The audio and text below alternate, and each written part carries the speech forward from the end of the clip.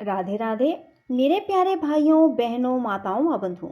संस्कार की बातें चैनल में आपका स्वागत है। बंधुओं, आज पौष मास बड़ा गुरुवार मैं आपके लिए लाई हूँ भगवान विष्णु की कथा, जिसे सुनने मात्र से भगवान विष्णु की आप पर असीम कृपा होगी और आपको सुख, समृद्धि और ऐश्वर्य की प्राप्ति होगी। बंधुओं, यदि आपने हमारे चैनल को अब तक सब्सक्राइब नहीं किया तो जरूर करें और बेल आइकन दबाना ना भूलें, ताकि आपको हमारी आने वाली सभी वीडियोस की जानकारी सबसे पहले हो सके।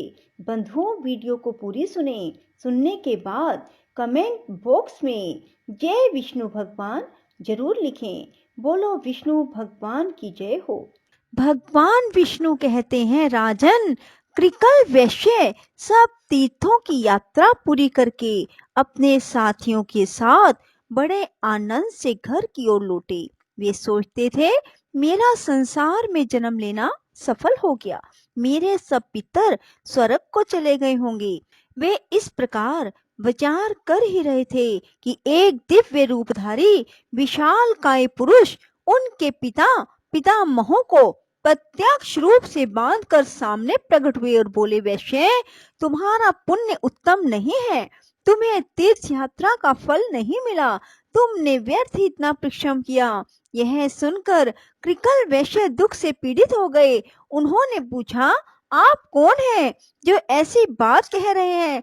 मेरे पितामह क्यों बांधे गए हैं? मुझे तीर्थ का फल क्यों नहीं मिला? धर्म ने कहा, जो धार्मिक आचार और उत्तम व्रत का पालन करने वाली, श्रेष्ठ गुणों से विभूषित, पुण्य में अनुराग रखने वाली पुण्यमयी पतिव्रता पत्नी को अकेली छोड़कर धर्म करने के लिए बाहर जाता है, उसका किया हुआ सारा धर्म व्यर्थ हो जाता है। इसमें तनिक भी संदेह नहीं है।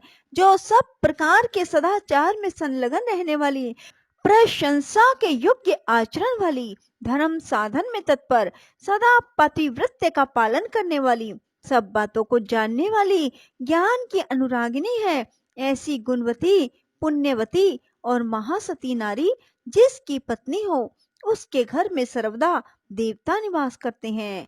पितर भी उसके घर में रहकर निरंतर उसके यश की कामना करते रहते हैं। गंगा आदि पवित्र नदियां, सागर, यज्ञ, गो, ऋषि, संपूर्ण तीर्थ भी उस घर में मौजूद रहते हैं। पुण्यमयी पत्नी के सहयोग से गृहस्थ धर्म का पालन अच्छे ढंग से होता है। इस भूमंडल में गृहस्थ धर्म से बढ़कर दूसरा कोई धर्म नहीं। वैश्य, गृहस्थ का घर यदि सत्य और पुण्य से युक्त हो तो परम पवित्र माना गया है। वहां सब तीर्थ और देवता निवास करते हैं। गृहस्थ का सहारा लेकर सब प्राणी जीवन धारण करते हैं। गृहस्थ आश्रम के समान दूसरा कोई उत्तम आश्रम मुझे दिखाई नहीं देता। जिसके घर में साध्वी स्त्री होती है, उसके यहाँ मंत्र, अग्निहोत्र, संपूर्ण देवता, सनातन धर्म, दान, आचार सब मौजूद रहते हैं। इसी प्रकार जो पत्नी से रहित है, उसका घर जंगल के समान है। वहां किए हुए यज्ञ तथा भांति भांति के दान सिद्धिदायक नहीं होते। साध्वी पत्नी के समान कोई तीर्थ नहीं, पत्नी के समान कोई सुख नहीं। संसार से तारने के लिए, कल्याण साधन के लिए पत्नी के समान कोई पुण्य नहीं। जो अपनी धर्म परायणा सती नारी को छोड़कर चला जाता है, वह मनुष्य में अधम है। गृह धर्म का परित्याग करके तुम्हें धर्म का फल कहाँ मिलेगा? अपनी पत्नी को साथ लिए बिना जो तुमने तीर्थ में स्नान और दान किया, उसी दोष से तुम्हारे पूर्वज बांधे गए हैं। तुम चोर हो और तुम्हारे ये पितर भी चोर हैं, क्योंकि इन्होंने लोलुपतावश तुम्हारा दिया हुआ श्राद्ध का अन्न खाया है। तुमने श्राद्ध करते समय अपनी पत्नी को साथ नहीं रखा था। जो सुयोग्य पुत्र श्रद्धा से युक्त हो अपनी पत्नी के दिए हुए पिंड से श्राद्ध करता है, उससे पितरों को वैसी ही तृप्ति होती है जैसी अमृत पीने से। इसमें तनिक भी संदेह नहीं। पत्नी ही गृहस्थ धर्म की स्वामिनी है। उसके बिना ही जो तुमने शुभ कर्मों का अनुष्ठान किया है, यह स्पष्ट ही तुम्हारी चोरी है। जब पत्नी अपने हाथ से अन्न तैयार करके देती है तो वह अमृत के समान मधुर होता है। उसी अन्न को पितर प्रसन्न होकर भोजन करते हैं और उसी से उन्हें विशेष संतोष और तृप्ति होती है। पत्नी के बिना जो धर्म किया जाता है वह निष्फल होता है। कृकल ने पूछा, धर्म, अब कैसे मुझे सिद्धि प्राप्त होगी और किस प्रकार मेरे पितरों को बंधन से छुटकारा मिलेगा? धर्म ने कहा, महाभाग, अपने घर जाओ। तुम्हारी धर्म परायण पुण्यवती पत्नी शुक्ला तुम्हारे बिना बहुत दुखी हो गई थी। उसे सांत्वना दो और उसी के हाथ से श्राद्ध करो। अपने घर पर ही पुण्य तीर्थों का स्मरण करते हुए तुम श्रेष्ठ देवताओं का पूजन करो। इससे तुम्हारी की हुई तीर्थ यात्रा सफल हो जाएगी। भगवान श्री विष्णु कहते हैं, राजन, यो कहकर धर्म जैसे आए थे वैसे ही लौट गए। परम बुद्धिमान कृकल भी अपने घर गए और पतिव्रता पत्नी को देखकर मन ही मन बहुत प्रसन्न हुए। शुक्ला ने स्वामी को आया देख उनके शुभ आगमन के उपलक्ष्य में मांगलिक कार्य किए। इसके बाद धर्मात्मा वैश्य ने धर्म की सारी चेष्टा बतलाई। स्वामी के आनंददायक वचन सुनकर महाभागा शुक्ला को बड़ा हर्ष हुआ।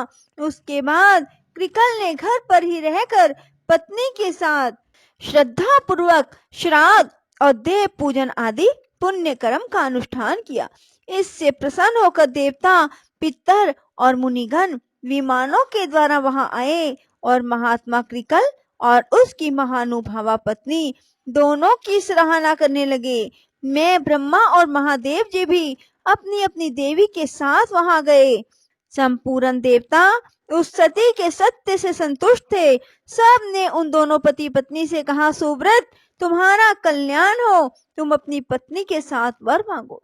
कृकल ने पूछा, देववरों, मेरे किस पुण्य और तप के प्रसंग से पत्नी सहित मुझे वर देने को आप लोग पधारे हैं? इंद्र ने कहा, यह महाभागा शुक्ला सती है। इसके सत्य से संतुष्ट होकर हम लोग तुम्हें वर देना चाहते हैं। यह कहकर इंद्र ने उसके सतीत्व की परीक्षा का सारा वृतांत थोड़े में कह सुनाया।